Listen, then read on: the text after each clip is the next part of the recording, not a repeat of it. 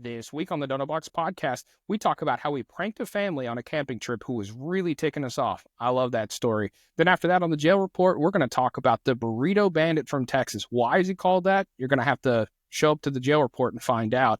Then on our Doughnut Hole, we're going to quiz Chris on 90s and 2000s pop culture. Now, he lived in the time. Will he be able to answer these questions?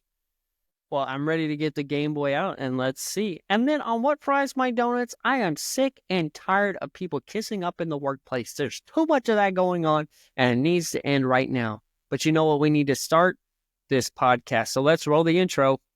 Hi, I'm Micah. And I'm Chris. And we've been friends for over 20 years. Surprisingly, we haven't killed each other yet. Years ago, we started our own variety show and it sucked. Now that we're adults, we decided to give it another try. Like in the movie, life is like a box of donuts. You never know which one's gonna be the next one. Wait a second, it's chocolates. Oh, right. Okay, well, let's start the show. This is the Doughnut Box Podcast.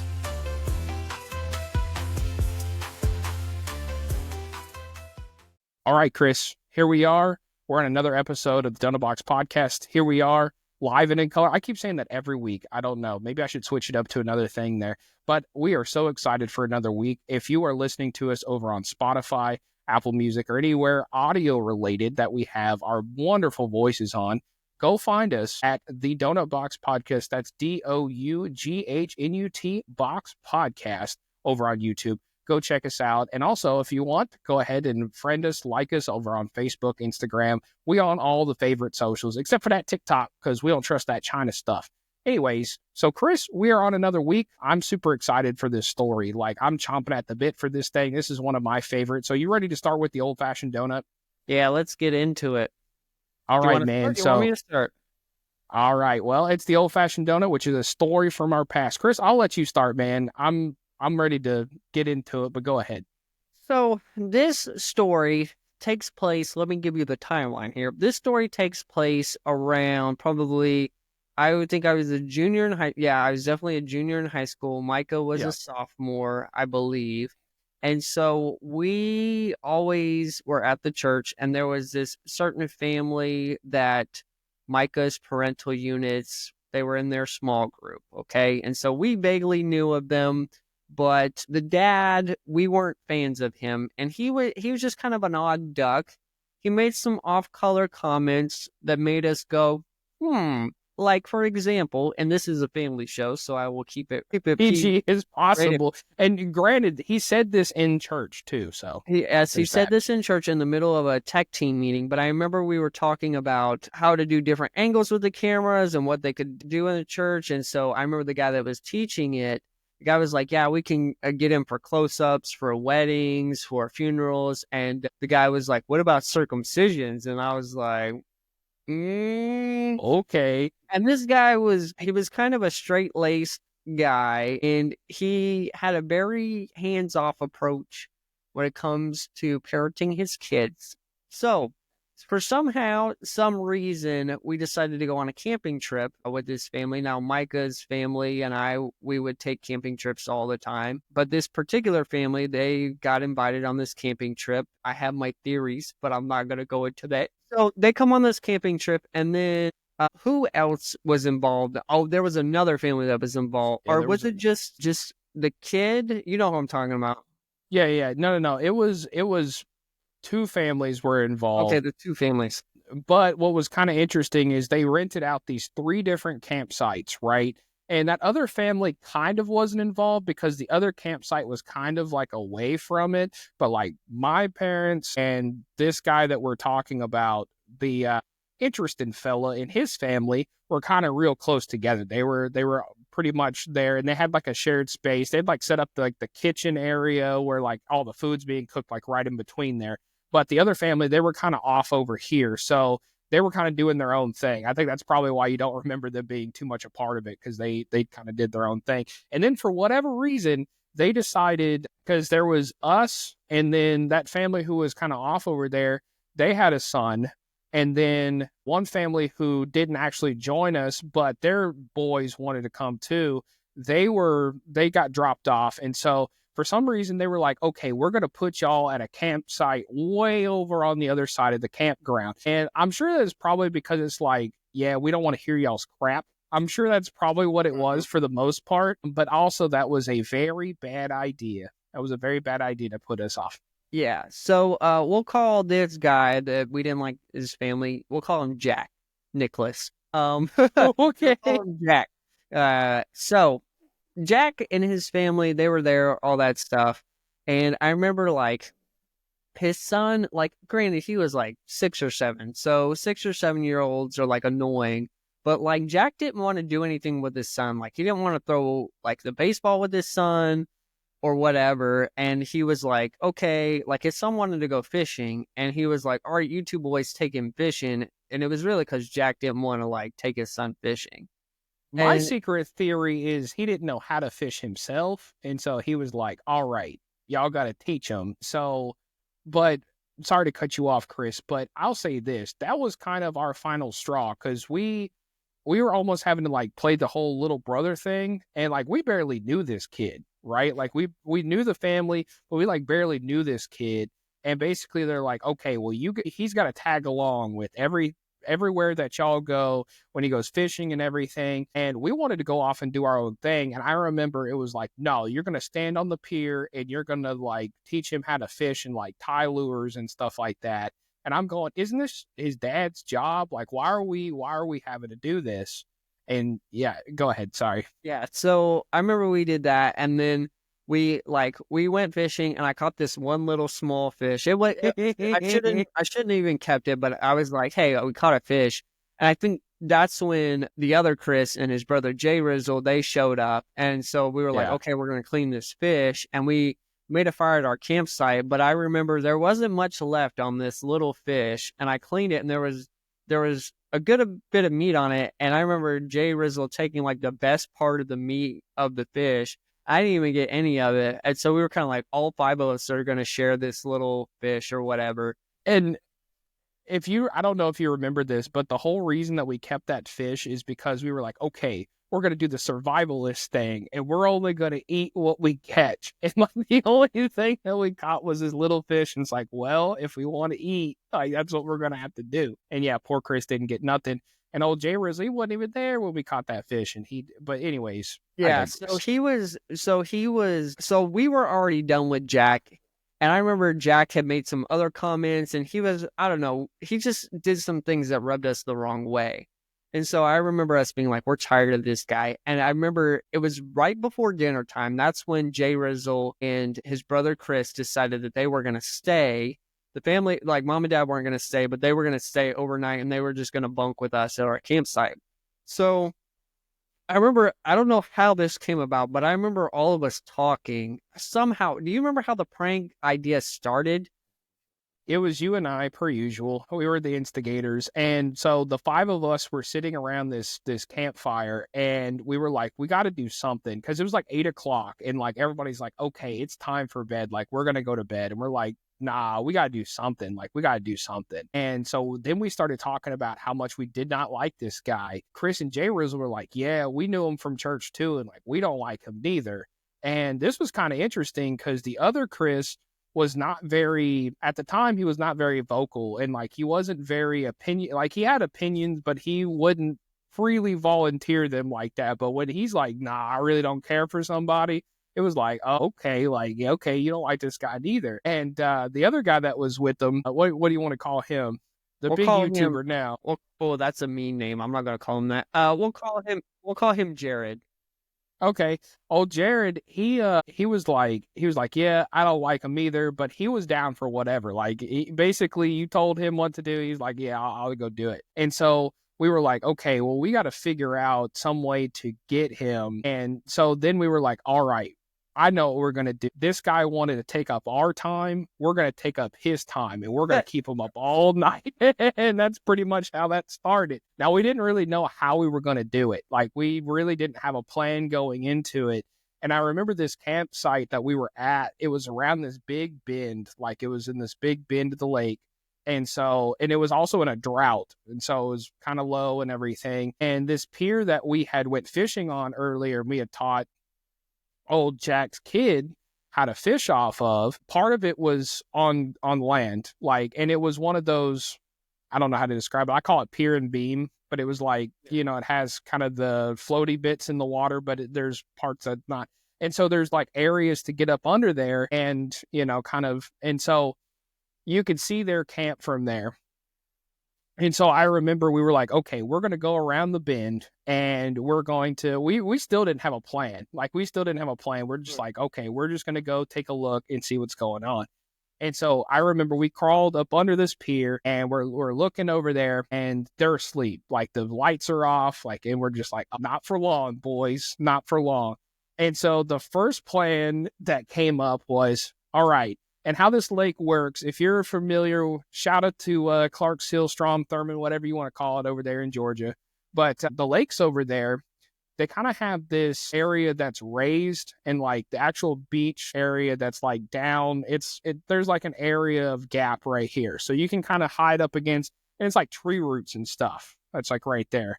And so you're able to kind of like hide from over there. And there was this like walkway that went all the way up. And so we said, all right, we're going to kind of get up against these tree roots and we're going to take rocks and we're going to start throwing rocks. Chris, how did that go?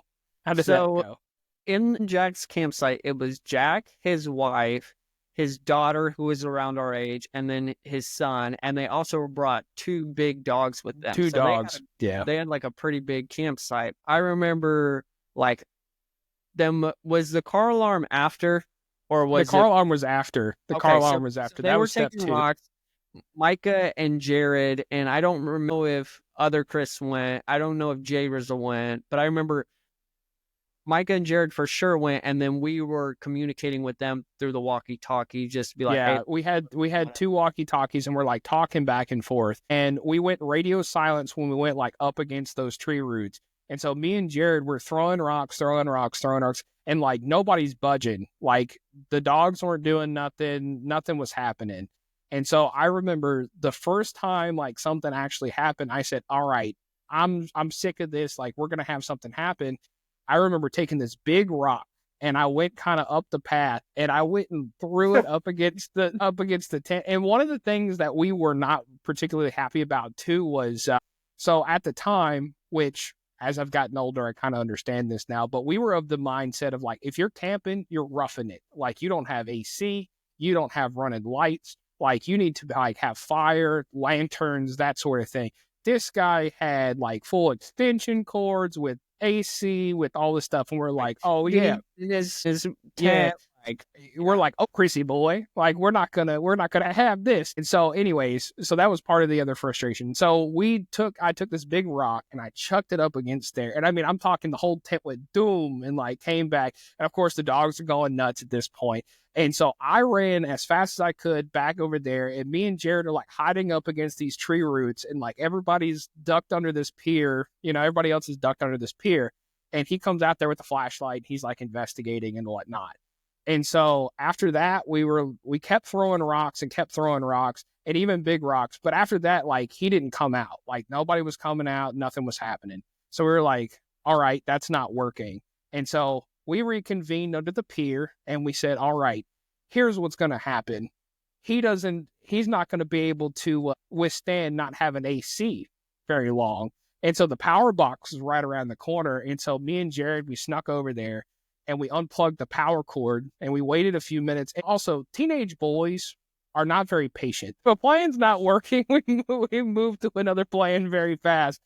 And so we waited a second and nothing really happened. Like, because the whole camp went, pew, you know, the power goes off and nobody moves, nothing happens. Like, oh man. Okay. So we're talking under the pier. And so it was Jared's idea about the car alarm. And he's like, all right, what we're going to do is we're going to go over to their car. And we saw the little, at the time, I don't think cars necessarily have this now, but back in the day, they had like the red flashy light that indicated like, hey, it's locked. And if you try to break in, the car alarm is going to go off. So we said, oh, they're definitely coming to their car if like the car alarm goes off. And so I don't know why we thought just jiggling the handle would have like made it go off, because sometimes car alarms are pretty finicky. Cars used to be that way. If you just bumped into them, then the car alarm would go off. And so we tried jiggling the handle, we tried doing all sorts of stuff, and like nothing happened. And that's when we moved into playing, I guess, D at this point. The fourth playing. We reconvened back at camp, and we were like, okay, guys, we got to figure something out. And we were like, okay, the car alarm was a good idea, but it just didn't work. And so we knew that the old walkie-talkies, if you're trying to find the other one, you hit the ringer button so you can find it, and it sounds like an old school telephone. So we are like, okay, what we're going to do is we're going to put this in a tackle box, and we're going to kind of hide it and put it by their tent, and we're going to just push it and just see what happens, right? So that was a good idea. So we did that, and we would wait until Jack got out, because it woke him up. He got out with the flashlight, was looking around, and we would stop. And we would wait a little bit till he got back in, waited a little bit, and then he would come back out. And that was it was great. The hardest part was not laughing because we're all up under this pier, and we would hit the little button. And I'll never forget those walkie-talkies it was like a music note. Like that's what it looked like. And so I remember placing that tackle box. There was like a little tarp next to their tent. And so I remember taking this tackle box and I like walked it up there real slow. Cause we put it like right next to their tent. Like their heads are inside the tent right here. We put it right outside there. And I hightailed it back over there and rang that thing. And sure enough, here he comes. He pops out there. He comes around the corner. He's looking everywhere. And so we proceed to do this, I don't know, probably 5 to 6 times. Like, we waited a little. We would go back to camp, and then we'd be like, okay, let's give him a little bit to like fall asleep. So then we can wake him. We can keep waking him up. And so we did that, and then I remember we come back and we're like, okay, like let's do this again. So we had done it like 5 or 6 times, and then so the last time we're under there, and I don't know if we were just like, hey, we're gonna give turns to people. I don't know how that happened. Yeah, at this point it was like 1:30, 2 o'clock in the morning, or even later than that. It was really late, and like we had been doing this periodically every 30 minutes. Like it was every 30 minutes, like clockwork. We were just going back and doing this. And so I think it got to the point where people were like, this is great, but I'm starting to actually get tired. Like I'm actually like, just because this guy's not sleeping doesn't mean that we shouldn't sleep a little bit too. So we're like, okay, so we're going to take some turns, right? Like we're going to take turns. And it was the first time that we decided like, hey, we're going to take turns. And little did we know, Chris, you want to tell the rest? Little did we know what was happening. So we get under I think all of us were in the pier at this point. Yeah, all of us were under the pier at this. And so we go and we hand it to Jay Rizzle. And Jay Rizzle, again, we talked about how he was kind of spazzy, but he keeps hitting it over and over and over. And he was ready for us. Jack was ready for us because boom, like as soon as it went off the first time, boom, that flashlight clicked on. And I'm pretty sure he saw us maybe under the pier. Maybe he did, but like we're laughing and we're tired, and like Jay Rizzle keeps pushing it and he keeps pushing it and he keeps pushing it. And like I think he had looked at it, but then he shined the light over to us and we were like, oh crap. So we got to take off running. And while we're running, Jay Rizzle keeps pushing the button, like he was pushing over and over and over and over. And I don't know about you, I didn't know that because the further we got away, like even where we were at under the pier, we could hear it, but we couldn't hear it like really loud. Like we were far enough away to where we could hear it kind of like echoing. But the moment we kind of rounded that corner of the bend of the lake, like we couldn't hear it anymore. And so like, I didn't know he kept hitting that thing. No, I remember running next to him. And what was bad was me and Michael were wearing cowboy boots. So that was probably like clomp, clomp, clomp, clomp, clomp. So we probably, especially because it was like gravel. Yeah. We're running back and we're like, oh man, we're like, okay guys, it's time for us to go to sleep. Like we're done. We're just screwed. So we get up in the morning, and that was the day we're tearing down camp. And we're like, okay, we got to tear down camp, and we were all going to have breakfast before and we're like, oh man, like this is going to be an awkward breakfast. And so I remember we sent the other Chris, because the other Chris was known at the time to be more innocent, I guess, and like unsuspecting. Like people wouldn't suspect him to do that. And so he got up and we were like, yeah, go over there and scope it out for us, see what's going on. And so I remember he came back and he's holding like this cup of coffee. And I'm like, so what do you think? And he takes a sip and he goes, oh, he knows. It's like, just so nonchalant, like, oh, he knows. Yeah, Like, because shoot. it's like, how'd you sleep last night? And he's like, oh, I slept okay. I'm a little tired. Because Chris was like, are you tired? Because Jack asked Chris, he was like, are you tired? He's like, yeah, I'm a little tired. He's like, I wonder why you could be so tired. And it's like, oh yeah. I remember we're just sitting there eating breakfast, like hoping nobody brings it up. And we're just kind of looking down. Everyone's just like eating breakfast. Bro, I straight up remember like getting over there, making my breakfast. And he just like has this, he's like staring daggers at us. And I'm not looking at him for nothing. Like I'm not looking at him or his family for nothing. I even remember being like, this is a gorgeous view, and like taking the chair and like facing it towards the lake just to be able to not see. What I'm surprised at is that Jared didn't just start busting out laughing, because he was known for that. Or like one of us didn't look at each other and like bust out laughing, but we were all like, yeah, we're going to maintain our innocence. Like, we're not going to look at each other. Like, I think maybe we even talked about it. Like, we're not looking at each other. Like, I'm not going to look at you because I'm going to laugh. Like, just kind of. I remember even saying, like, listen, because at the time we watched a lot of Lock Up, the MSNBC show, and it's just like prison rules, deny. Even if he comes out and is like, I found your tackle box and the walkie-talkie, it's like, I don't know what you're talking about, man. I have no clue what you're talking about. And yeah, it was very awkward, and I was very worried that my parental units were going to be mad. Like I thought they were going to be really, really mad. And so we're tearing down camp, and I remember being like, the typical kid thing, Dad, so you know what happened? He's like, oh yeah, I know what happened. It's like, are you mad? And I remember him going, no, if you didn't do something like that, I'd be disappointed in you. I was just like, okay, so it's not a problem. But yeah, he was quite upset. And this is bad, but I remember seeing him in church, and Chris and we would see him in church and be like, yeah, we should go on another camping trip sometime. You and the family should come out. Every time we had a camping trip from then on in, we were like, yeah, you guys should come back out.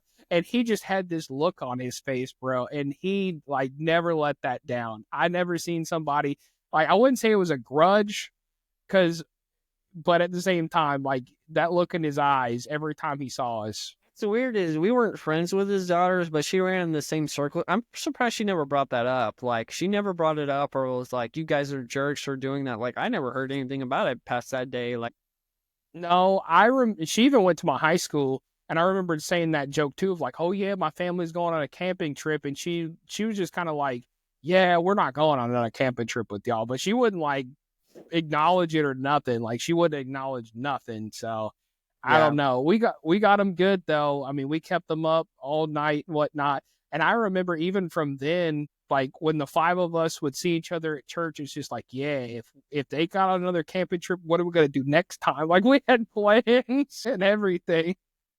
I'm surprised, like, me and you talk about it, but, like, I'm surprised none of the other guys, maybe they do talk about it, I don't remember, but I don't know, but yeah.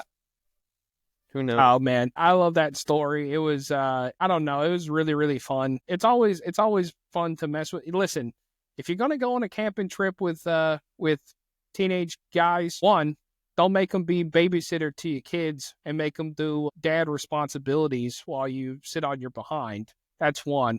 And two, don't be making weird remarks because you're an easy target at that point. Just saying. And three, don't put a group of teenage kids at their own campsite because it came out of pure boredom where it was like, oh yeah. And it was innocent. It was an innocent prank. It's not like we messed with their food. It's not like we put bugs in their tent. We didn't do anything to cause them any harm. We just made them lose a little bit of sleep. And maybe a little peace of mind. Yeah, just a little bit. But hey, it ended up working out.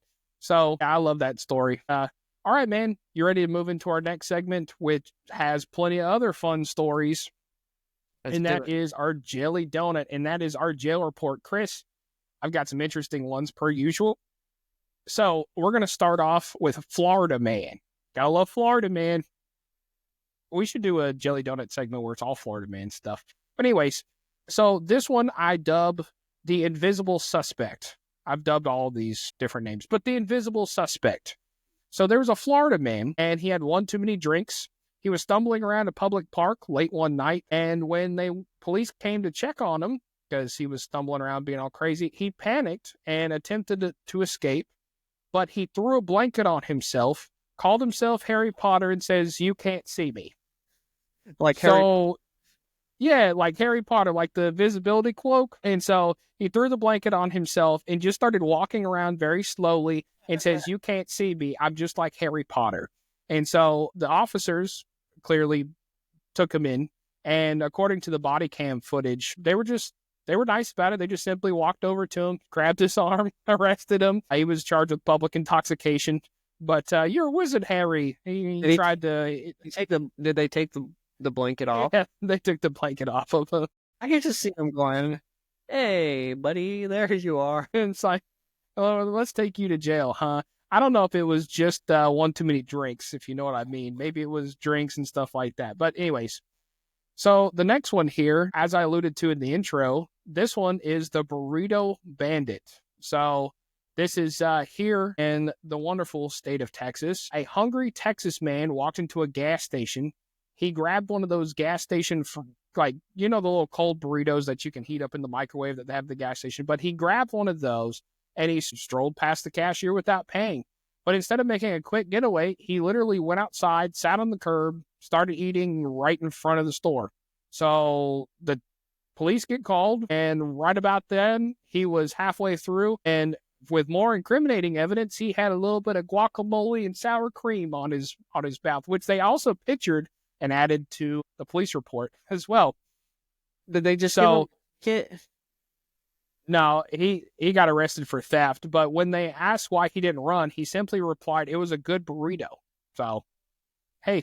At this point, he's going to be out of jail like that. Like, if I'm the cop, I'm like, "I'm giving you a ticket, bro." Like, It's not worth the paperwork to me, buddy. $1.49, $2.49, like, dude. But you never know, man. Some of these gas station owners, they're like, I mean, you've probably heard about like Walmart. Walmart will charge you for, I mean, some states you can't for certain things, but Walmart will charge you for stealing a pack of gum. They try to deter that stuff. Yeah, it's really like you said, for deterrent, because if everyone's coming in and they're like, "Oh, they're not going to do nothing about it," then they're trying to deter those things. So I get it. But at the same time, if I'm the cop, I'm like, it's $2.49.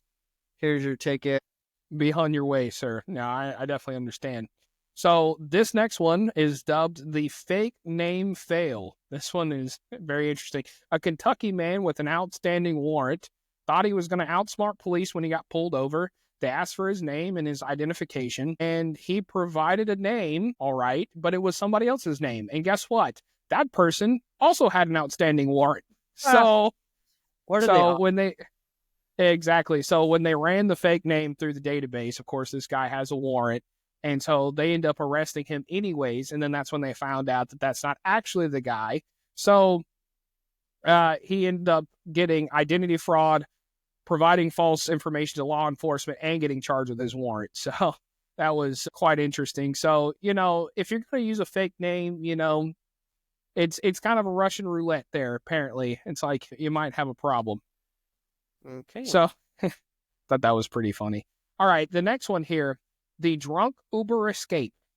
So, this one was a little interesting here. My man Chris and I both used to drive Uber, so we know all about the fun stuff that Uber can provide as far as entertainment from people. In Pennsylvania, geez, can't pronounce. In Pennsylvania, a man attempting to flee police made an impulsive decision to steal a car. However, the car he chose to steal was an Uber, so the driver was still sitting in the back, and he was taking a break in between rides. He was actually taking a nap in his back seat. And so the guy hopped into his car and drove off. Of course, the driver, understandably confused, started yelling at the thief.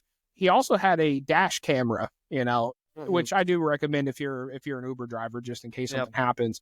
And so he started yelling at the thief and started attacking the thief.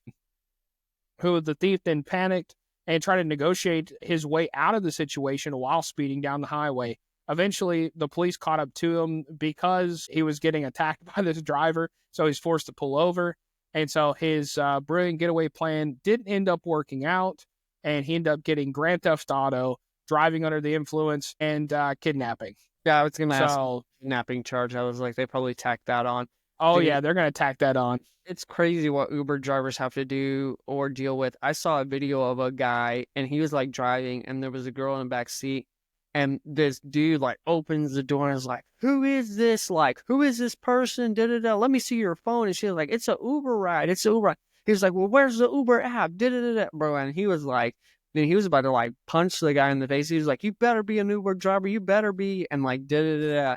And so then like he found out, and like he like pulled the girl out of the car, and the Uber driver was just kind of like, "Hey man, like I want no problem, like I'm a Uber." I'm just trying to make my little bit of money here. And then he was like, "Sorry man, sorry." And I'm just like, bro, dude, could you imagine like almost getting beat up just because you're doing your job? But he had the dash cam footage, so it's like, bro.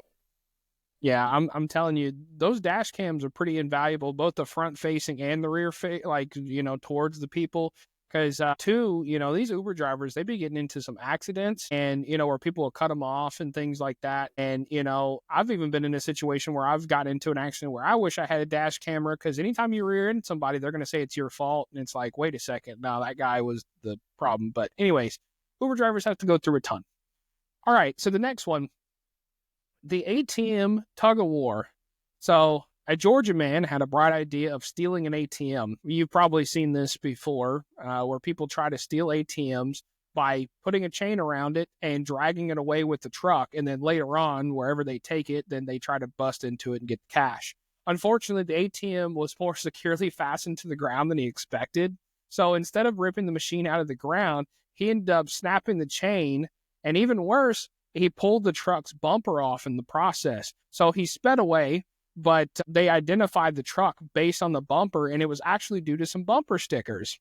So it was just sitting there conveniently at the crime scene. So they didn't really have to do much detective work. And, his license plate was on the bumper and bumper stickers and all that stuff. So he was charged with attempted robbery and property damage. So kind of backfired. I mean, ATM's so secure now that it's almost impossible. Like, maybe you could steal one, like, 20, 30 years ago, but, like, not anymore. Not now. Yeah, I mean, that's why they, like this was saying, I mean, they anchor those things to the ground, so just for those reasons, so that you can't put a chain around there and yank them out. All right, this other one, Chris, I know you love the food arrest stories. I love the food arrest stories, too.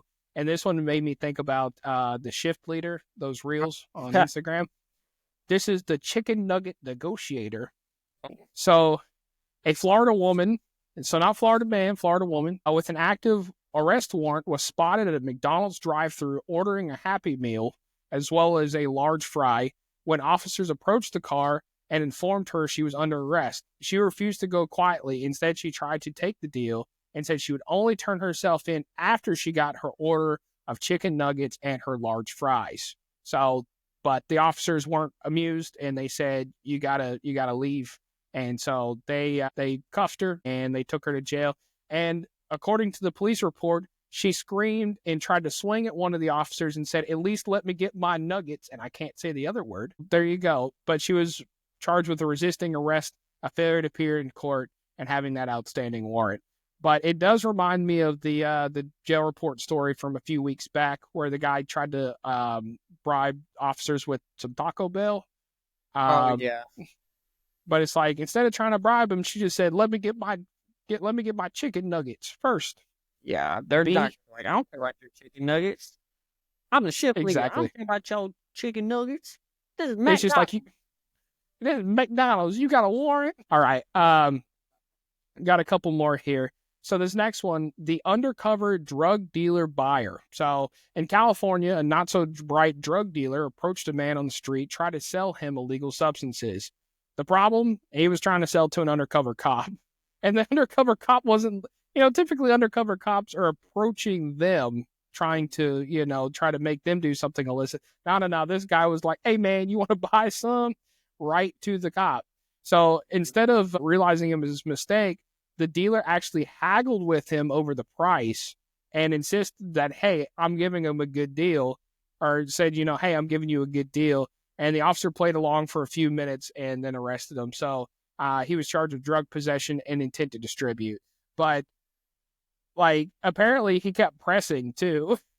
So it wasn't just he was selling. He was just like, hey, man, I'll give you a good deal on this. Like, people are dumb, man. All right, and the last one, the DIY license plate disaster. So you've probably seen on TikTok and whatever, it's like, oh, you could cover your license plate with this or make like reflective whatever and whatnot. So that's something like that here.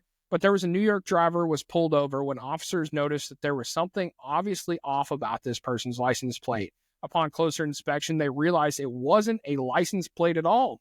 It was just a piece of cardboard that was spray painted white with the numbers. So the description is kind of bad. So what I'm thinking it is, if you ever been to Home Depot and you see the little sticker numbers that you can get for like the front of houses or something like that, it was that succinctly arranged, and somebody had hand stenciled the state of New York and had painted like I don't know if you've seen New York license plate, but it's like blue and yellow and stuff like that. Yeah. So somebody had hand painted that as well as put these stickers on there. So, of course, he gets pulled over and gets arrested for it. When they ask, okay, why do you think this would work? He said, but it looks real though, right? I'm a real artist. That's what he said. Even And with so blocking the license plates or reflective license, that's still illegal. Like, you can't do that. Like, yeah, you can't do that to identify your car, which is weird. But my thing is, this guy probably had to go through a lot of work in order to like hand paint this thing and like, I don't know. But that's what I thought is funny. It looks real though, right? I'm a real artist. So they arrested him for driving without a valid license and forgery. They tacked the forgery charge on that one. So yeah, man, that's our jail report. Got some interesting ones. What would you say your favorite one was in that? Probably the Harry Potter guy. You like that one? Yeah. Yeah. Mine was probably the fake name fail. I think it's funny how that Kentucky guy was just like, oh yeah, give somebody. It reminds me of the episode of Family Guy when it's like, what's your name? P. Tier Griffin Crap. It's like his own name. But anyways, it's funny. All right. So our next segment, the Doughnut Hole. Are you ready, Chris, for your 90s and early 2000s pop culture quiz, you millennial you? I stay ready, so I ain't got to get ready. So I'm always... Okay. Stay strapped, huh? All right. So the first question I have, I know you're going to love me for this one. I really do. Because I know your favorite show from this era was Friends. Like, I know. I hate that show. I hate it. Well, let's see if you know something about it here. What was the name of the coffee shop that the Friends gang hung out at? Was it A, Central Park? Was it B, Java Joe's? Was it C, Central Perk? Or was it D, Daily Grind? C, Central Perk. So we do know something about Friends. That's the one thing I know from Friends. And I don't even know, like, I know who Phoebe is, but I don't know who Chandler, Monica, Joe. I don't know who any of those people. I just know who Phoebe is because her name stands out. That's it. I'll just tell you this. Jennifer Aniston was probably like my first crush on there. I don't know why. I know how interesting it'll be. All right. So number 2, who was the original host of Blue's Clues? Like, what was his name? Was it A, Steve Burns? Was it B, Joe Burns? Was it C, Kevin Johnson? Or was it D, Mike Stevens? It's Steve Burns. Yes, it is. It's Steve Burns. Right. And he's still doing Comic-Cons and all this stuff. Yeah. I saw that video that he came out with a few years ago about how it's like, I'm proud of you. And a lot of people were like, thanks, Steve. Yeah. All right. Which boy band released the hit song I Want It That Way? Is it A, NSYNC, B, 98 Degrees, C, Backstreet Boys, or D, O-Town? It's Backstreet Boys. Yes, it is. I get NSYNC and Backstreet Boys mixed up. Oh, I do too. And when I was making this quiz, I had to find other people. Like, I was like, didn't know about 98 Degrees? What? No, I didn't know about 98 Degrees. And who the heck is O-Town? I didn't even hear about no. I just like Googled other boy bands and they come up. I don't know. Apparently they're really big. Like, boy bands here in the States aren't too big now, but apparently like Korean pop boy bands are a huge thing. Like, I didn't know that. K-pop is the whole thing at this point. But anyways, I'm glad that, and hate me all you want, I'm glad that boy bands are not huge in the United States too much anymore. Wasn't a big fan. All right. What was the first music video ever played on MTV? Was it A, Like a Virgin by Madonna? Was it B, Video Killed a Radio Star by the Bugles? Was it C, Thriller by Michael Jackson? Or D, Smells Like Teen Spirit from Nirvana? Thriller by Michael Jackson. It was actually Video Killed the Radio Star by the Bugles. Wow. I don't know why Or by the Buggles. I thought it was going to be something like with Cyndi Lauper. With Cyndi Lauper? Nah. Yeah. Who remembers when music television used to be about music and have, music videos, and it wasn't all like trash reality shows? Well, it has to evolve because now people can just go on YouTube and just look at. But music videos Pretty aren't much. really a thing anymore anyway. Yeah, that's very true. Yeah. What was the name of the virtual pet craze in the late 90s? Tamagotchi. Probably. Yeah, there you go. Mm-hmm. Did you ever have a Tamagotchi? No. Your parents probably wouldn't let you have one. No, huh? it was just like we weren't poor, but like we didn't spend money on stuff like that. So On frivolous things. yeah. I Did you get have one? You didn't have one. No, I didn't have one. I I heard they fact, were I making didn't a even- comeback though, or they did make a comeback a couple of years ago. Oh, did they? I did not. I didn't know that. In fact, Tamagotchi, I didn't even hear about it until I was probably in middle school, and I was like, "What is that?" And people were like, "You've never heard of that before?" I was like, "No, I haven't." What? All right. So the next one. What was Britney Spears' debut single? You probably know this one. Was it "Baby One More Time," "Oops, I Did It Again," "Lucky," or "Stronger"? Hit Me Baby One More Time. Yeah, it was. Yeah, And you already know. the only reason that I feel like I even know that song, I always think of Robots. You remember when they did that scene in Robots where the Robin Oh yeah. character did that? Nah, they I played that. forgot about that. I Yeah, forgot about that, but yeah. that's an That is true. underrated movie, by the way. Yeah, it is, actually. It's a very actually a really underrated good movie. movie. If you have time to go watch it or rewatch it. I don't even know where it's at streaming service-wise, but you can probably find it out there. Mhm. All right. Which movie featured the famous line, "I see dead people"? The Sixth Sense. There you go. You've You seen didn't even that have movie? to say the choices. Yeah, I've seen it. It's a good movie. And the first time I watched it, I was like, I did not expect that. The twist at the end.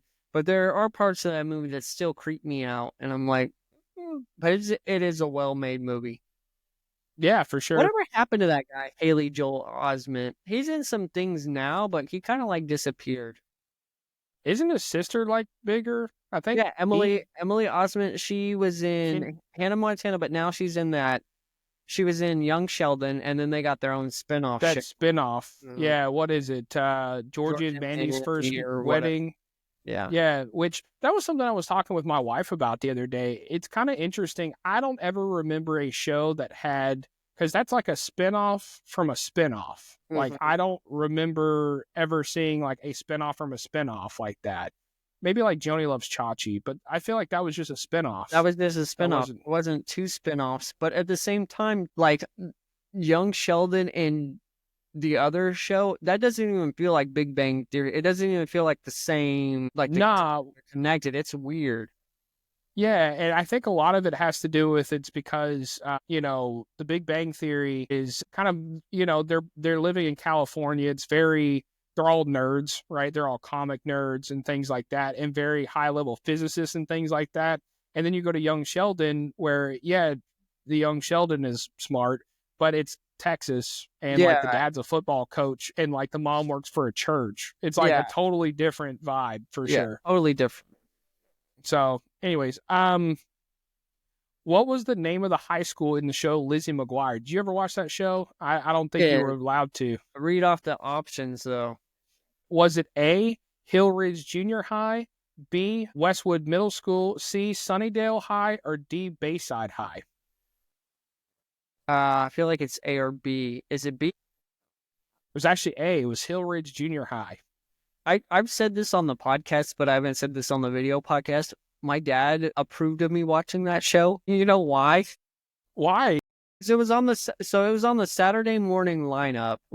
Yeah. ABC, but it was the episode where her friend, and this was a serious episode, where her friend Miranda was dealing with like eating disorder, like she was like having anorexia or bulimia or something, and like they talked about that show, and like they really helped kind of talk about that topic, and my dad was like, you know what? He was like, this is a good show. They're really handling this a good way. Like it's like this is wholesome. It's like, this is wholesome because they handled it in a perfect way. And it was like, yeah, that really is an issue that people face. And so it was like, oh, wow. Like, and for those of you viewers at home that did not know Chris's father, that was a big deal. If he said like, oh yeah, that's pretty wholesome, that's pretty good, especially for, kid shows like that. But I will say this, that Saturday morning lineup on ABC, that was strong. Like, I remember the Proud Family was big. Like all the way up into the Power Rangers, and then I turned it off. Well, I don't know if you noticed this, but about 90s shows, but they really did try to address like some of the issues, because I remember like several of them addressed like even Boy Meets World, like getting caught up in a cult, or like dealing with racism, or dealing with gun violence, or dealing with drugs, like suicide. Yes. About suicide. It was like, okay, we're really going to address these topics. And so it's like, I don't know. I feel like, and again, we'll get on a tangent, but I feel like the pendulum has swung where like we're addressing issues, but not the right issues, if that makes sense. Yeah, no, for sure. And that could go into what fries my donuts for sure. But no, it's kind of like we talked about last week in the narcissism episode where we tied it in with, millennials and things like that. I feel like it was, the first generation where it's like, previous generations where, that stuff happens, but we don't necessarily talk about it. And you don't even like necessarily, I don't know, there's this weird thing of like, that stuff didn't really happen. But I feel like a lot of those generations just kind of brush that stuff off. Anyways, we can go into a whole thing about that. The first one to do that was Mr. Rogers, like Mr. Rogers' Neighborhood. He was kind of the pioneer in doing that. But anyways, sorry, continue with the quiz. All right. So, who played Peter Parker in the 2002 Spider-Man movie? I probably don't even have to. Tobey Maguire. Yeah, from one Maguire to another. From one question about Lizzie McGuire and then a Tobey Maguire thing. All right. So, what's this? Here's the next one here. What video game console came out in the year 2000? Now, I'm going to give you, I can give you a hint if you're having a problem with just that basic bit there. Was it A, Xbox, B, PlayStation 2, C, GameCube, or D, Sega Dreamcast? Let me think about this. PlayStation 2. It was the PlayStation 2. It was the PlayStation 2. My hint was going to be it's from Sony, which you would have got that. No, I would have got it. Yeah, I was trying to think. I was like, PlayStation 2. You want to hear something funny? So Chris always relates me to, if you've seen King of the Hill, I have my Bobby Hill moments where I like think things were a certain type of way. My Bobby Hill moment with the PlayStation 2 was, if you remember in like Walmart and these different places, they would have these full-on stands, right, where you could play it. And I remember the PlayStation 2 had this kind of tall stand that had PlayStation 2 real big on there. For some reason, I thought when you bought the PlayStation 2, you got like the whole stand. Like I thought that you got like from the store. And so when a friend of mine got the PlayStation 2, I was very disappointed that it was like, where's the rest of it? Where's the whole stand with the TV? But I mean, you think about PlayStation, right? Like it's like, oh, this is a whole station. Yeah, it's like a whole stand. Like you got both sides of it, and it's like the TV mounted. Yeah, it's like why didn't you get the whole thing? Your family's broke. No, I'm joking. Anyways, all right. So I know you probably wasn't huge with Pokemon here, but what was Ash Ketchum's first Pokemon in Pokemon?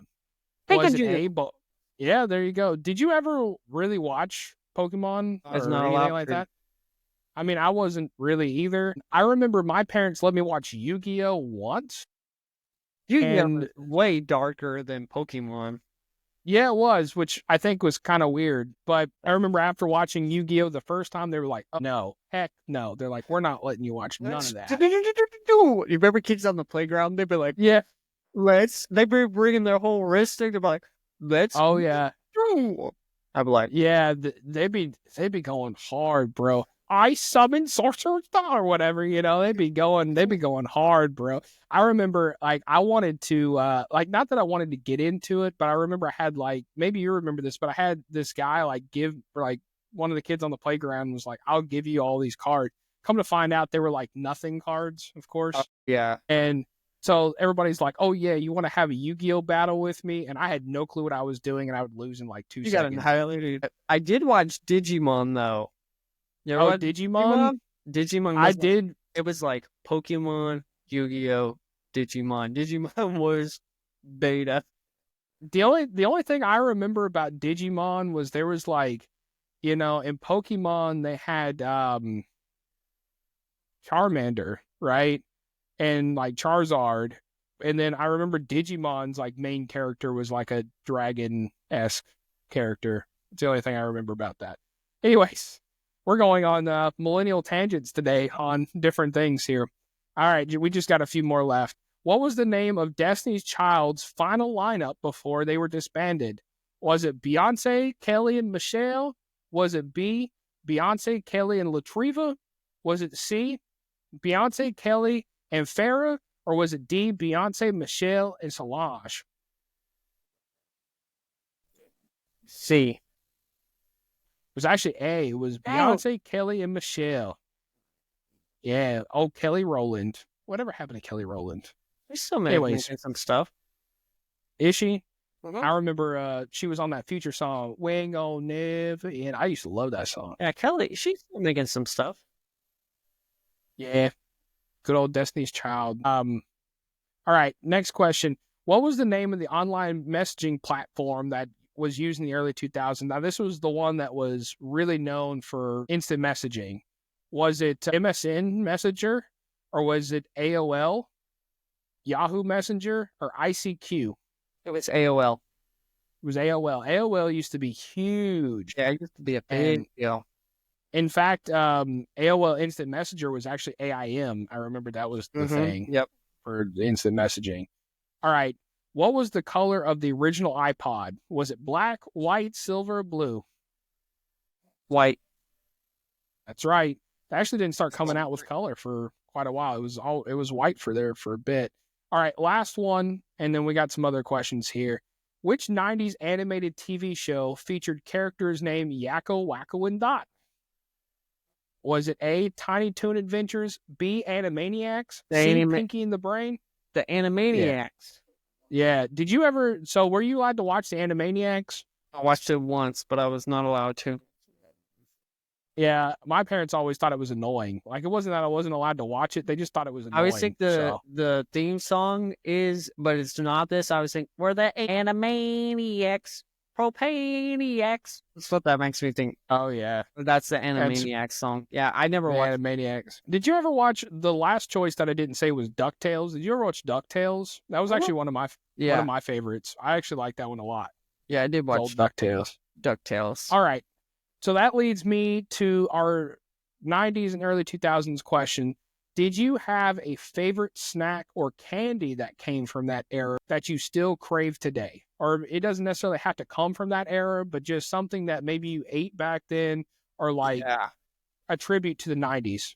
Early 2000s, I attribute Go-Gurt to that because that's when that first came out. Danimals, that was a big thing. It's still around, but it's not as big of a Not thing. nearly as big. And then Kool-Aid Jammers or Capri Sun. Kool-Aid, yeah. Do you remember? I don't know if you remember this, and I don't know. Please drop it in the comments. I know this was a thing in Georgia, but do you remember when girls would make the Kool-Aid Jammer purses? Do you remember that? Yeah, I do. I do. Pouches, and they like sewed them together. I don't know if that was all together. a Southern thing or if that was like a Cousins thing, but I remember. Did that. My cousin also did that, and she was from the South too, so maybe it was a South thing. I used to have this idea, and this is so stupid, and you're gonna laugh at me. And you remember when duct tape suits were a thing? You remember that? Yeah. That was a big thing. Kids, they used to make full-on suits out of duct tape. I used to think I would make a full-on suit out of chip bags because I would after I got done eating, I would you'd open up the chip bag, but then you open up the other end and I would make like sleeves of the chip. Oh, Yeah. yeah. Okay. All right. What One, about you? a lot of that list was good. The little snack pack puddings. I know that probably didn't come from like 90s and early 2000s, but I really remember those. Fruit roll-ups. Fruit Oh, roll-ups were a yes. big thing. My parents typically wouldn't buy them, but I remember trading for those at lunch all the time. Some good yeah, and Gushers too. Warheads, if you've ever had those, the I was little not sour crazy about warhead. those. You have to really like sour stuff because Those are still a thing. And in my previous season, when we would do memory verse, the kids did like the warheads. They did like that. yeah. And then the other one, I know this didn't like originate from the 90s, early 2000s, but Pop Rocks. I remember Pop Rocks yeah. were a big thing, which I think they're still around, but they're like, I don't. Yes, most definitely. Are they're they? still around? Are they And still they put 'em in- popular? they're not popular, but they put them more like in drinks or like slushes or Wow. whatever. Did you ever try? Because I was like, I wonder what's gonna happen if I hold With these the soda? and then I do a soda, and you'd be like, but even now, but I would never swallow it. Like I'd always keep my Yeah, mouth. always is funny whenever, because it gets on my wife's nerves. But anytime I get Pop Rocks, I just go. Yeah, me too. Me And too. I go right up to her ear. I go. Yeah, exactly. I'm still fascinated by Pop Rocks. I really am. Yeah, they're fun. They really are. All right. So the next question: was there a nice toy or gadget that you remember the most? And what made it special? Like, what was the thing about it? Is there something from back then? I never had one, but I always wanted one. I wanted an original Buzz Lightyear. I wanted an original Buzz Lightyear from when the movie came out. They make them, but they're not the same anymore. They don't have. It was the actual legit like working one. And I remember some of my friends had one, and I remember I had the little Woody doll, but he didn't have the pull string. He had the voice. The voice. Yeah. I remember getting that when I was like 6 or 7, and he was my friend. His hat didn't come off or anything, but that was probably a big one. And then Beyblades were pretty big. Remember Beyblades? Beyblades. I wanted Beyblades, but like I never was able to get them. I remember the next door neighbor kid had Beyblades. He had like a whole little arena, like the Beyblades arena. Like that was always so fun to watch, to do that and pull the thing. And yeah, Did you ever do really did you ever do Bionicle? Bionicle is I that's did. a millennial bro, like early 2000s. That's a big thing. Bionicle. Did you do that? Yeah, for sure. I remember it was kind of the offshoot of Lego was Bionicle, and then I don't know if this was still a thing. What were they called? Connects? Do you remember Dude, those? I was just about to talk about. Yeah, I remember one year for Christmas, I got a whole Connect set, and it was like the amusement park theme. And so dude, heck yeah. So what you would do, Connects is like you'd have these different pieces, and you would build like a different ride or whatever. And it actually, I remember it only had one motor, so like a Ferris wheel or like a swing or something, it would show you how to build it, but you could actually make like the thing move on its own. Like I miss those. Those were pretty cool. Yeah, those are really cool. I wish I still had mine. I remember I saved up my allowance, and this was expensive for a kid, especially back then. But I remember it's $50, and $50 is $50. But I bought a Connects roller coaster, like the roller coaster thing. Again, it had the motor and everything. And I remember like I put it together once and got help doing it because like it was kind of elaborate. I mean, the roller coaster was like extremely elaborate. And so I remember like getting help putting it together once, but then never being able to put it together again because I think we lost the instructions or something. But they were so fun. The other one, I don't know why, and maybe it's because I phrased it with toy or gadget, but you know, McDonald's toys now, they'll give you just the individual toys, and yeah, you can like collect them all.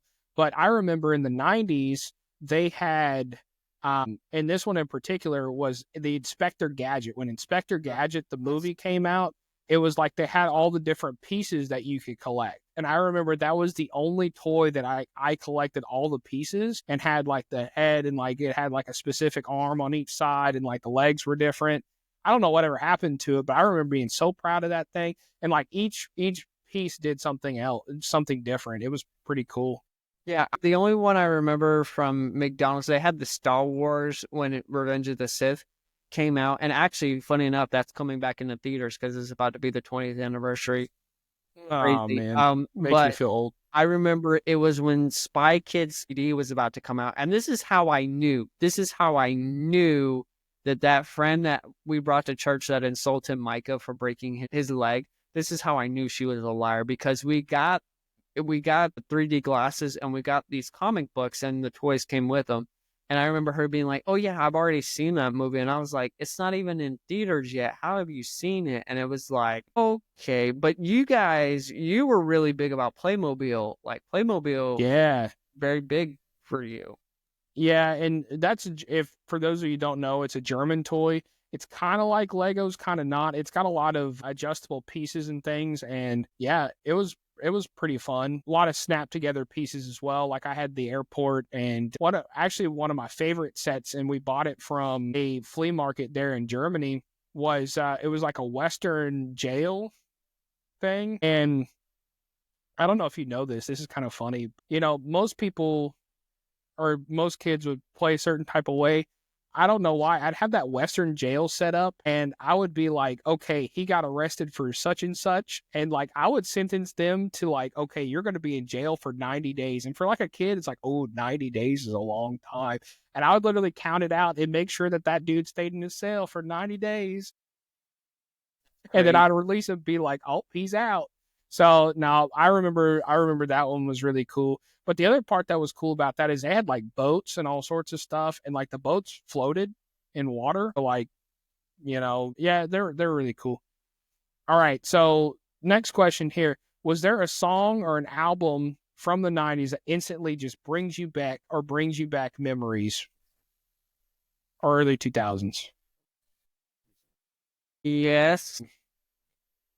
This Is Why I'm Hot by Mims. I don't know why, but I remember that music video very distinctly. Very vividly. And I don't know why but I remember it very distinctly. And then I remember the song by Hurricane Chris, Hey Baby, and I remember the intro to it, and it's the kid with the big old beads, and he's shaking his head around. That brings he's me got the back. chain. That a lot of those songs just bring me back to watching those at your house and when we would hang out. So different songs, but I'm trying to think of like, because I grew up listening to Christian music. Well, and that's what I was going to say. One of the biggest ones that I remember a lot of Carmen songs. Oh, dude. Like, so one of the biggest ones, what is that one? I don't know why I'm blanking now, but it was like the Western song where it's like, Satan bite the dust. Yeah, and Satan bite the dust. Like, I remember the... And he's like shooting people with the word of God, and like the devil comes down, and it's like, Satan, you gotta bite the dust. And he's like, there was like it was weird. It was kind of weird, but I mean, for Christian music, it was pretty cool. Yeah, it was pretty cool at the time. I just remember that music video very vividly. Did you ever watch his movie, The Champion, when he was a boxer? I think so, like once, but that was a long time ago. Like, I think maybe once when I was a kid. Christian version of the movie rock. Carmen was something else, man. That was a whole different time. The other one for me was I don't know. There was a lot of like Bible band numbers too that I remember a lot. The Shadow of Doubt one, of course, for those very few selective audience that knows what I'm talking about. If you grew up homeschool in the 90s, you know who Bible Man is. You have to know who he is. But they there you go. Really good. Like once they started pouring some money into it, you're like, all right, like this is pretty good. Like it was pretty high tech. Not going. Yeah, well, for the time and for Christian shows, absolutely. And then, I don't know, one other Christian one is VeggieTales. Like, I could sing that whole VeggieTales theme song, boy. I could sing that whole VeggieTales theme song. Who didn't grow up in church like VeggieTales? I mean, it's pretty good. I mean, even for the story-wise, like, yeah, I could see it. All right, man, do you have anything else before we move on? I could go on and we could talk about this segment forever. But let's move on to the next segment. All right, man. Well, we're going to move into some nostalgia things to what fries my donuts. And that is what really ticks Christopher off. And you alluded to it in the intro, but go into it, man. What really fries you up? And I know this happens anywhere you go, right? Like, you just can't get away from this, but I've seen a lot of it, and I'm just like, dude, it just really gets under my skin. I just hate when people kiss up, man. And there's a difference between paying someone a compliment and kissing up to them. You can tell, or I should say, I can tell when people are either paying a compliment or they're just kissing up. And it's like, bro, like, stop. Like, even in under, like, you're trying to make yourself more important than you really are. And it's like, I don't know. I always feel like kissing up is I think it's birthed out of insecurity because you feel like you have to kiss up to this person to further your career. And I don't like the ulterior motives with it. I just don't like people. It goes back to our episode last week about narcissism. I don't like people with ulterior motives. So if I can tell, hey, you're being nice to this person who's in charge just because they're in charge and you want to get buddy to them, don't like it.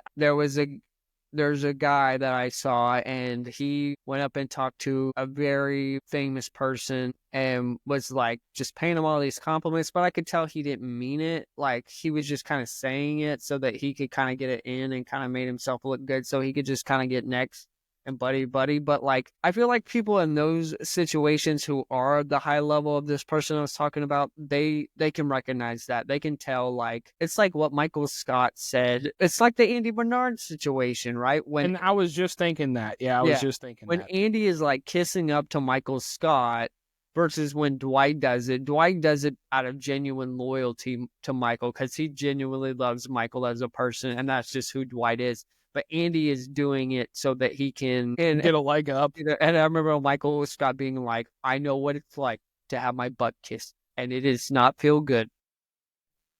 Dude, and that's what it is. It's like when you're trying to get one over on someone and you're paying them compliments that you don't mean, like, nah, bro, I ain't got any time for that. And I'm sure you can speak to that because you've seen it in different aspects of your life. Yeah, I see it, and I don't know what I don't like more, whether it's people kissing up or whether it's the other person, whether they're in a leadership role or whatever, like, who just eat that stuff up. That they're just like, oh, yeah, and then they keep going. I've seen that situation happen a ton where it's just like, even sometimes day to day, where it's just like somebody will tell a story and that person that's kissing up is just like, that was the most interesting story I've ever heard. And I could just hear you go on and talk forever. And that guy's just like, oh, yeah, that's great. Let me tell you about this. And it's just like, bro, I could tell this dude doesn't care because whenever he's talking, whenever this guy is telling a story, you could tell when somebody's being genuine, and because they'll ask questions and they go, okay, so whenever you were doing X, Y, and Z, what was that about and what was that like? And this guy, the guy that I'm talking about, will be just like, okay, yeah, absolutely. No, that's amazing. Yeah, no, that's great. And it's just like, you could probably ask him, okay, read it back what that guy just said. And he'd probably be like, I don't know what he just said. You know what I mean? It's just like, I don't know what he just said. But the other guy is just eating it up. He's just like, oh, yeah, somebody's willing to give me an audience and says that he loves it. Like, I'm just going to keep on going. And I'm just like, oh, God, like, please. It's not. So speaks to that person, too, because their ego has to be stroked or pet. I remember it being in a previous season, the people who would do that boss would show them favor and be like, oh yeah, I'm going to reward those people who stroke my ego. Like, bro, like, you should not judge yourself based on people's approval or people's disapproval of you. So if you are like amounting your worth to whether people compliment you or not, like, that's not good. And I'm speaking to the choir because I have a problem when it's like, oh yeah, people are complimenting me, like, yeah, they must like me, but that's not where my worth comes from, because whether I'm doing getting complimented or not getting complimented, like, I'm still me and my worth doesn't change. But yeah, dude, it makes me sick. Like, it really does. Cause I'm like, I don't know about you. Like I can see what you're doing and I can see where it's leading and I don't. And maybe it's just because I'm not that person. Like I'm a person that's like real recognizes real. And when you're genuine and stuff, and you can tell when people are paying a compliment, it means more. And so if you're like I said, if you're kissing up, I'm kind of like, what are you after? Like, what's your angle? And even in that Office episode, like Michael gets to a point of like, dude, stop, like knock it off. Like, and then Andy's like, sorry, I annoyed you with my friendship. And it's like, yeah, see, bro, you weren't really for me. Like, Yeah. Well, and I think that's the other part that bothers me about it too is not only they're about something, but they see everybody else as competition. So say that maybe you just do a good job, or if we're talking about the workplace stuff, say you just do a good job, it could be as simple as that boss or that person in leadership, or whoever they're trying to suck up to, will be like, "Man, you did such a great job," and they're like giving you a scowl like you suck, and now they're going to try to come after you. And it's just like, bro, I'm not trying to be in your butt kissing fest. Like, I'm not trying to get in the way of that. I'm just doing what I'm trying to do.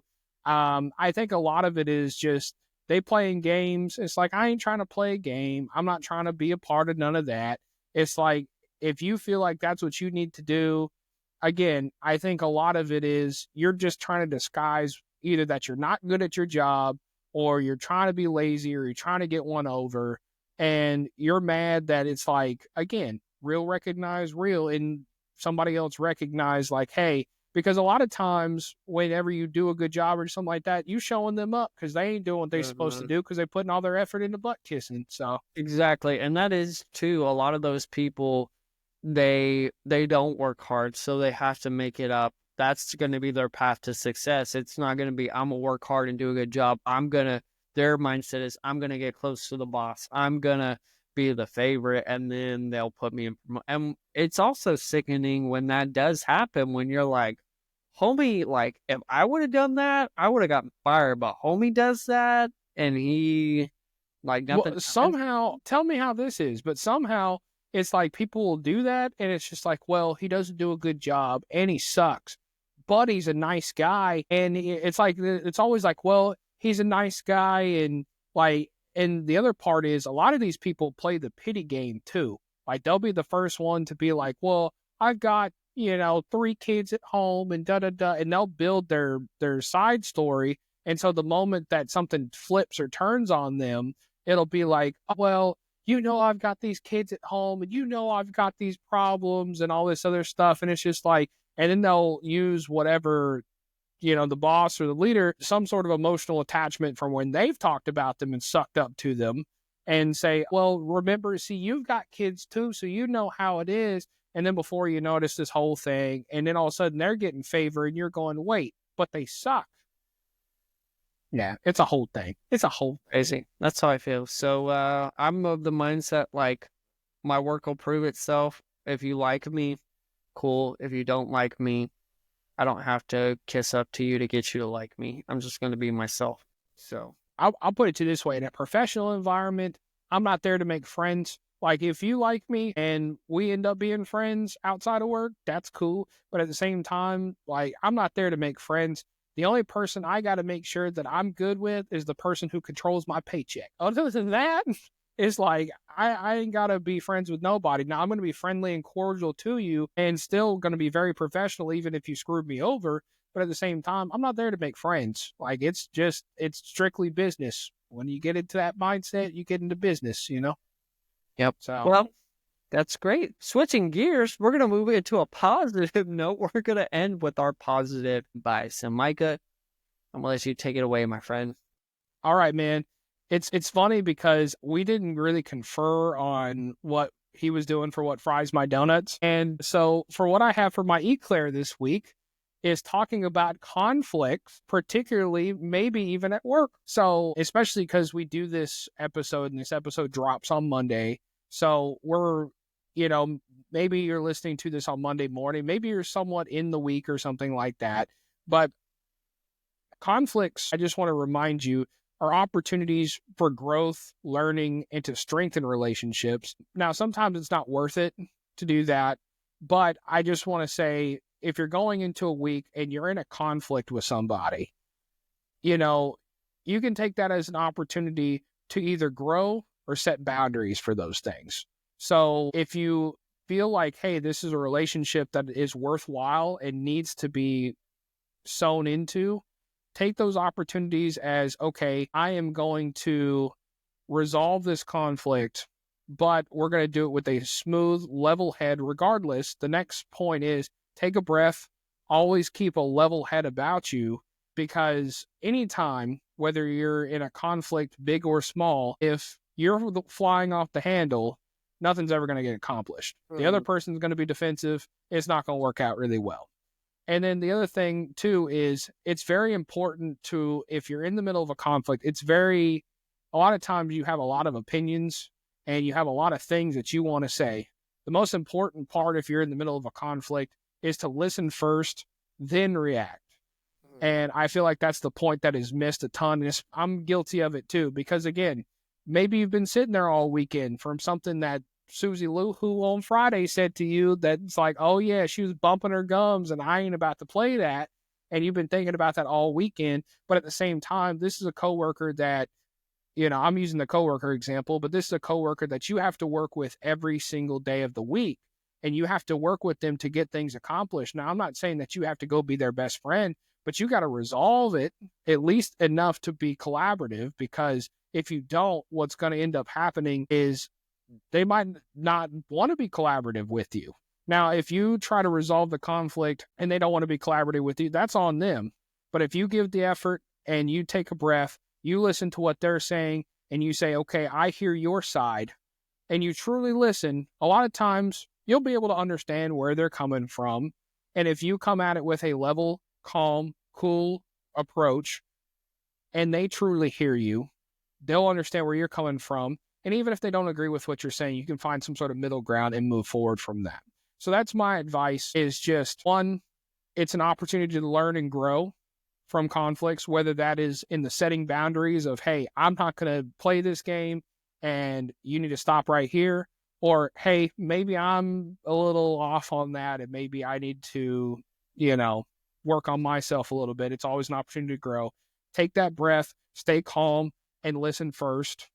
And typically it will resolve the conflict. Now, you have some narcissistic situations like we talked about last week where that doesn't necessarily work, but 95% of the time that tends to work. So that's my positive advice for the week.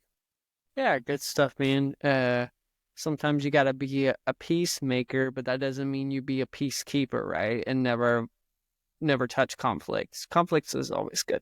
So my positive advice is real simple and real short. And I know it's going to sound cliche, but don't quit. No, I'm not saying not to quit your job or whatever, but sometimes, I don't know who I'm talking to, but sometimes life just keeps hitting you and you're just like, man, like, I'm tired of it. But don't quit. Like, a lot of times when you start out something, even if it's like, hey, I have this business idea and I don't know what's happening, just don't quit. Like, it's easy to pivot, it's easy to change things, but just don't quit. Don't give up on things, because sometimes you never know what you're going to need to push through. It's like, and I hate to use the workout analogy because I feel like that's a cliche thing and that makes me sound like a gym bro. Is that Blanche?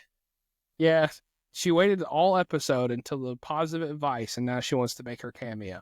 But like sometimes when you're trying to like lift something or like push, like sometimes you just got to push through and you got to grunt and push through it. And you're like, man, like I just need to do one more rep. And it's like, oh my gosh. And it's like, I'm shaking and everything, but you're just like, okay, I'm going to push through it. And then a lot of times that's where you get breakthrough, is when you push through. So I don't know who I'm talking to, but don't quit. Like, don't give up so easily, because you never know who is going to benefit on the other side of you holding on and pushing through. You never know if it's your kids, it's your coworker, maybe, I don't know who it is, but don't give up. Don't quit. You've come too far to quit. So that's all I got to say. Absolutely. Blanche, you got anything to add? No. Okay. Nope. No, should never have anything to add. All right. But no, that's good stuff. It always reminds me of the, if you've ever seen the picture about the gold miner who's all the way there, all the way almost to the very end. And it's just like, nah, I'm going to pack it in and I'm going to head out. And it's just like a few more whacks and you were there. but it's always hard to see it, especially when you've been fighting so hard for something. But yeah, don't give up. All right, man. Well, it's been a great episode. I've enjoyed the talk, man. I really enjoyed talking about things from our childhood, a lot of millennial things. Blast from the past. I got to go buy me some Pop Rocks now. So everything's been good. But yeah, DOUGHNUT Box Podcast over on YouTube. And for those of you listening on audio, we really appreciate you. Our audience is steadily growing, as you can see. We're putting things out all the time. It's Facebook, Instagram, YouTube. So go friend us, like us, follow us on all these things. Subscribe to us. We really appreciate all of you. Give us a poke. Just kidding. Can you even do that anymore? No. Put some flair on our wall.